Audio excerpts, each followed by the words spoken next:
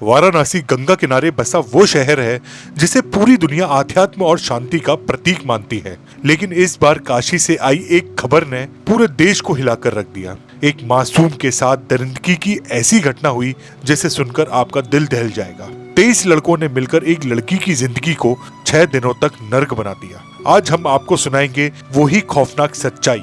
वाराणसी की रहने वाली 19 साल की लड़की जो कॉलेज से ग्रेजुएशन कर रही थी और स्पोर्ट्स में भी बहुत अच्छी थी। दरअसल ये बैडमिंटन की बहुत अच्छी प्लेयर थी और इसके पिता एक ट्रक ड्राइवर थे जो अपने सब बच्चों को अच्छे से पढ़ा लिखा कर कुछ बनाना चाहते थे। इस लड़की की जिंदगी में सब अच्छा चल रहा था, लेकिन तभी 19 मार्च को ये लड़की अपने घर से ये बोलकर निकली कि इसको कुछ बुक्स खरीदनी है। मगर जब ये शाम तक घर नहीं लौटी तो इसके घर वाले परेशान होना शुरू हो गए। मगर जब रात हुई तो इसके घर वालों ने इसको कॉल करना शुरू किया, मगर इसका फोन बंद आ रहा था। और जब इसके दोस्तों को कॉल किया तो उन्होंने बताया कि वो हमारे पास नहीं आई है। अब लड़की के घर वालों को डर लगने लगा। उन्होंने उसको ढूंढना शुरू किया, मगर उसका कोई अता पता नहीं चल रहा था। जिसके बाद लड़की के पिता घबराए हुए पुलिस स्टेशन पहुंचते हैं और अपनी बेटी की गुमशुदगी के बारे में पुलिस को बताते हैं कि मेरी बेटी का फोन बंद आ रहा है। हमने काफी कोशिश की अपनी बेटी को ढूंढने की,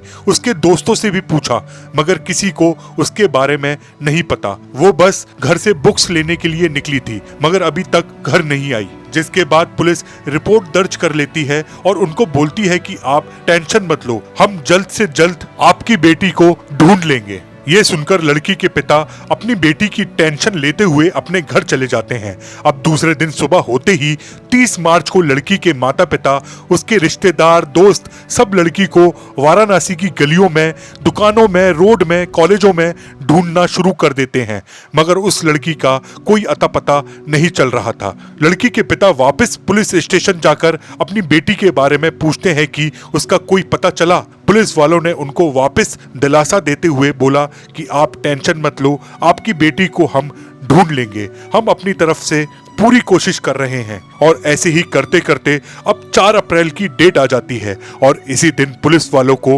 वाराणसी की एक जगह से ये लड़की बेसुध हालत में मिलती है। ऐसा लग रहा था कि लड़की ने कोई नशा किया हुआ है, जिस वजह से ये होश में नहीं थी। जिसके बाद पुलिस वाले लड़की के पिता को कॉल करके उनको बताते हैं कि आपकी बेटी मिल गई है, आप जल्द पुलिस स्टेशन आ जाओ। ये सुनते ही तुरंत अपनी बेटी को लेने के लिए वो लालपुर पुलिस स्टेशन पहुंचते हैं, जहां उनकी बेटी एक जगह पर बेसुध हालत में बैठी हुई थी।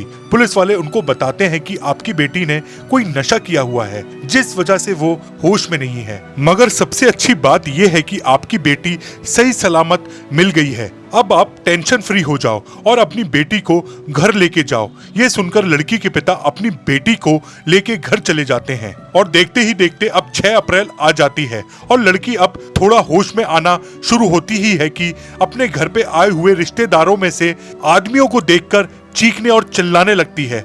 जिसके बाद उसके माता पिता उससे पूछते हैं कि बेटा क्या हुआ, तुम ऐसे क्यों चीख और चिल्ला रही हो। तो रोते हुए लड़की ने अपने साथ हुई दरिंदगी के बारे में अपने माता पिता को बताया कि इन बीते 6 दिनों में उसकी इज्जत को तार तार किया गया है। लड़की ने बताया कि इसके साथ 23 लोगों ने अलग अलग जगह अलग अलग लोगों ने दुष्कर्म किया था और ये सब उसके साथ उसको कोई नशीली चीज देकर किया जाता था। मतलब इस लड़की के साथ गैंग रेप हुआ था। ये सुनते ही लड़की के माता पिता रो पड़ते हैं और तुरंत ही पुलिस को लड़की के पिता एक एप्लीकेशन लिखते हैं, जिसमें वो अपनी बेटी के साथ हुई दरिंदगी के बारे में बताते हैं और उन 23 लोगों के नाम भी लिखते हैं जो उनकी बेटी ने उनको बताए थे। और ये एप्लीकेशन लालपुर पुलिस स्टेशन में जाकर पुलिस को देते हैं और अपनी बेटी के साथ हुई हैवानियत के बारे में पुलिस को बताते हैं। जिसके बाद पुलिस रिपोर्ट दर्ज करती है।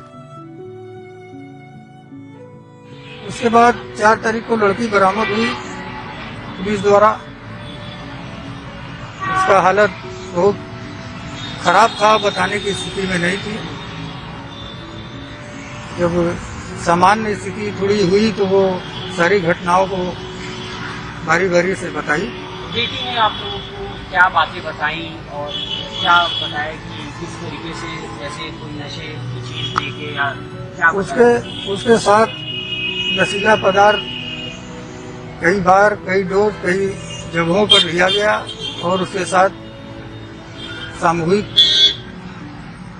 दुष्कर्म। मगर पुलिस की सबसे बड़ी लापरवाही की बात यह थी कि अगर पुलिस वालों को ये लड़की होश में नहीं मिली थी तो उन्होंने इसका मेडिकल तक करवाना सही नहीं समझा कि इन 6 दिनों में इस लड़की के साथ क्या क्या हुआ होगा और ये होश में क्यों नहीं है। इससे यही पता लगता है कि पुलिस वाले सीरियस ही नहीं थे। और देखते ही देखते लड़की के साथ हुई हैवानियत की बात पूरे मीडिया और सोशल मीडिया में आग की तरह फैल जाती है। अब पुलिस अपनी जांच पड़ताल करना शुरू करती है और पीड़िता लड़की के साथ हुई दरिंदगी के बारे में उससे पूछती है तो वो अपने साथ हुई हैवानियत के बारे में बताना शुरू करती है कि 29 मार्च से लेकर 3 अप्रैल तक उसके साथ क्या क्या हुआ। दरअसल जब ये घर से बुक लेने के लिए निकली थी और बुक लेकर जब घर वापस जा रही थी तो रास्ते में इस लड़की का पुराना दोस्त मिलता है जिसका नाम राज विश्वकर्मा था। वो उसको बोलता है कि चलो कॉफी पीने कैफे चलते हैं और वो उसके साथ कैफे चली जाती है क्योंकि पहले भी वो 2 से 3 बार एज अ फ्रेंड उसके साथ कॉफी पीने के लिए जा चुकी थी। मगर राज विश्वकर्मा ने इस लड़की को कैफे में नशीली चीज पिलाकर बेसुध सा कर दिया, मतलब नशे में कर दिया और कैफे में ही बने एक रूम में ले जाकर पहले इसके साथ दुष्कर्म किया। और जब इस लड़की को थोड़ा होश सा आया तो इसने अपने आप को एक रूम में पाया जहां पहले से ही 2 लड़के थे, जिसके बाद लड़की को वापस नशीली चीज दे दी गई और जैसे ही लड़की नशे में हुई तो रूम के उन 2 लड़कों ने भी उसके साथ दुष्कर्म किया। इस लड़की के साथ हुई दरिंदगी यही नहीं रुकी। जब भी इस लड़की को थोड़ा होश आता तो ये कभी होटल में, कभी कैफे में, कभी गोदाम में, जहां इसको अलग अलग चेहरे दिखते जिनमें से ये ज्यादातर लोगों को जानती थी और इन सब ने इसको अपनी हैवानियत का शिकार बनाया था, मतलब इसके साथ गैंग किया था। और इन 6 दिनों में इस लड़की के साथ वाराणसी में घुमा घुमा कर अलग अलग जगह पर गैंग किया गया, जिसके बाद पुलिस ने अपनी कार्रवाई करते हुए राज विश्वकर्मा को गिरफ्तार किया।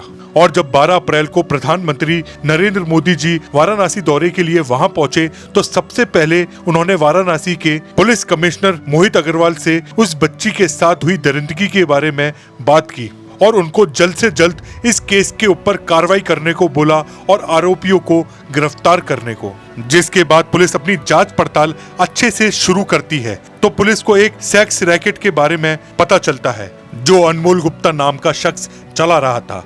दरअसल अनमोल कुछ साल पहले तक वाराणसी की सड़कों पर चाउमीन का ठेला लगाया करता था, लेकिन धीरे धीरे इसने एक कैफे खोला जिसका नाम इसने कॉन्टिनेंटल कैफे रखा।